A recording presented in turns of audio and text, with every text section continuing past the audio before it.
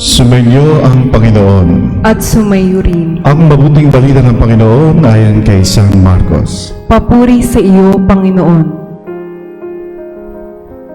Noong panahon ngayon, sinabi ni Jesus sa kanyang mga alagad, "Mag-ingat kayo at maging handa, sapagkat hindi niyo alam kung kailan ang takdang oras.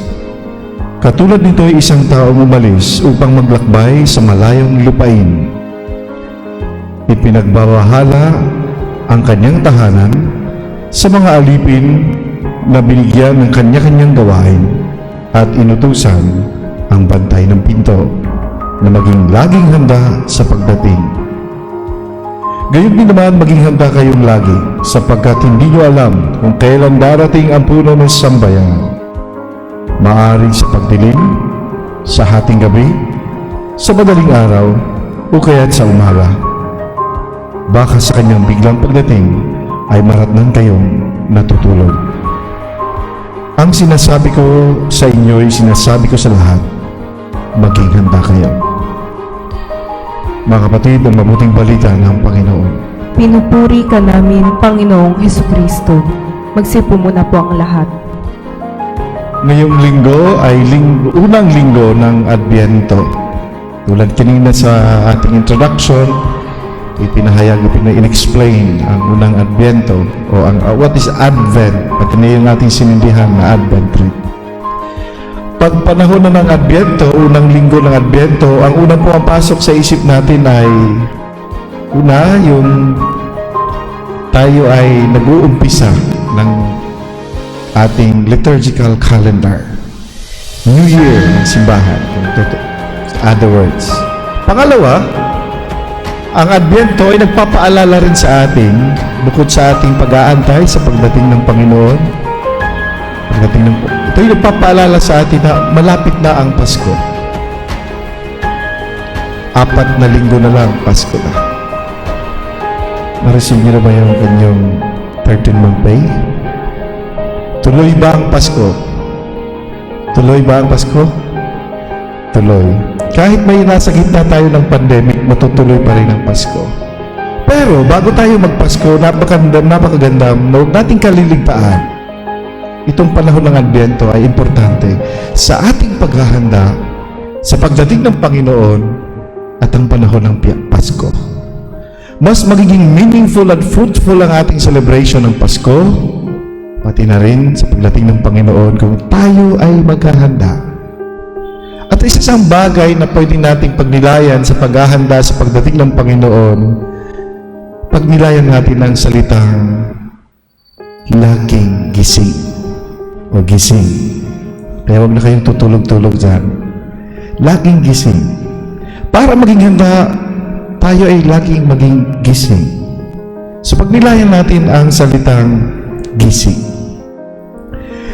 Una, I have 2 points na pwede natin pagnilayan sa linggong ito. First point is, una, maging gising sa sitwasyon, sa pagkukulang at pananampalataya. Yan ang una.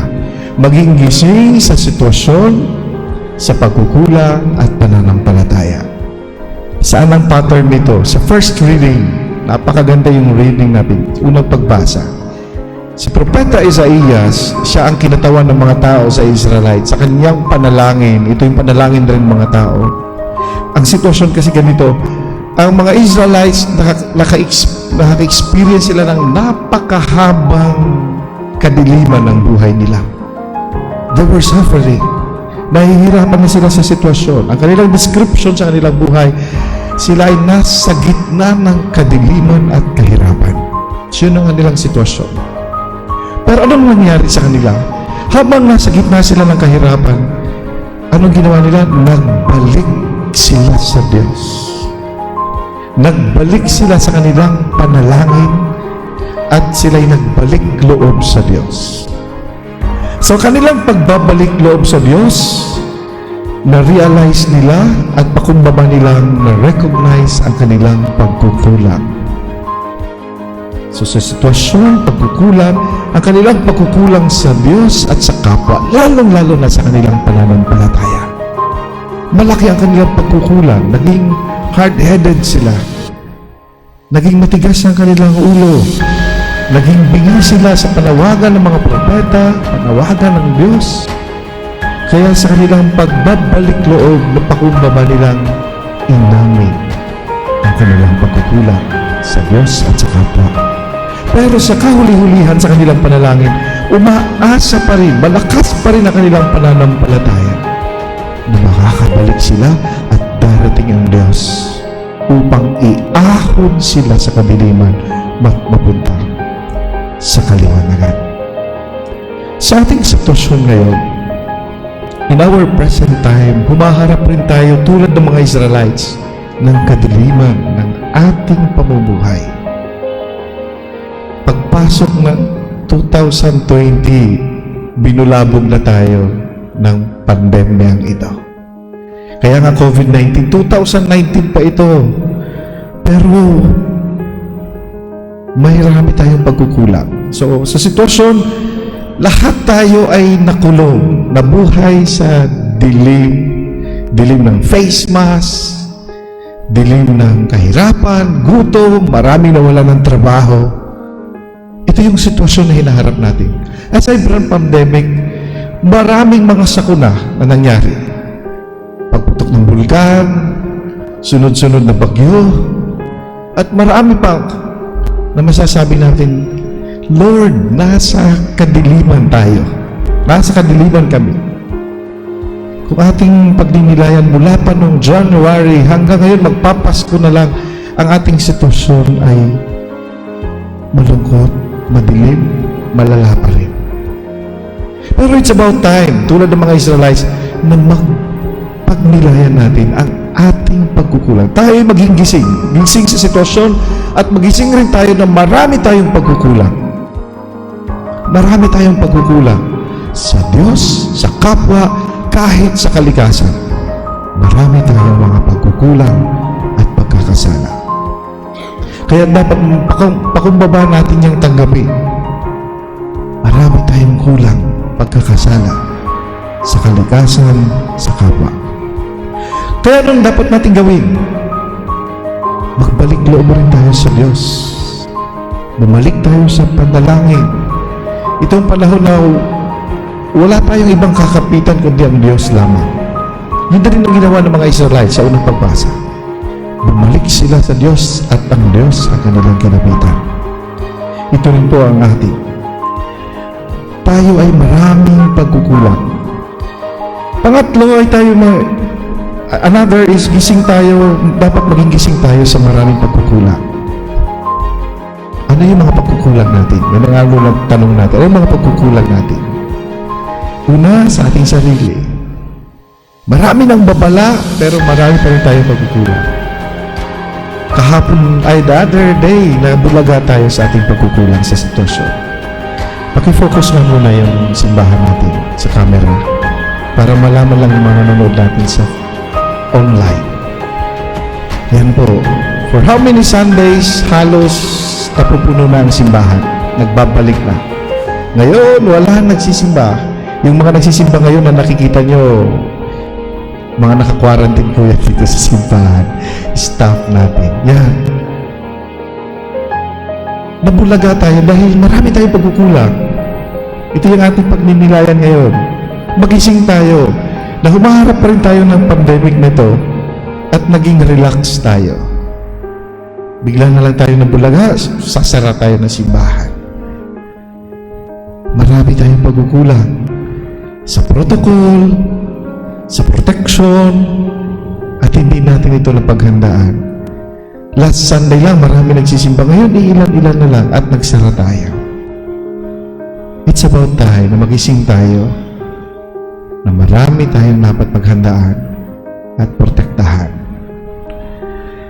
Sa pangalawang punto naman na gusto kong i-highlight ay maging gising tayo sa pagtulong at pagmamahal.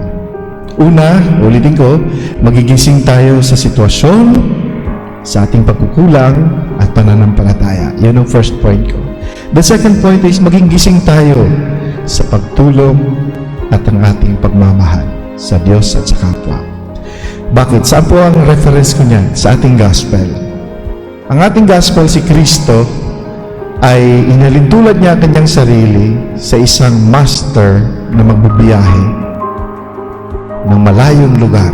Pero bago umalis ang master, pinatawag niya ang kanyang mga katiwala at binigyan sila ng mga gawain o responsibilidad. Gawin nyo ito, gawin nyo ito, gawin nyo ito.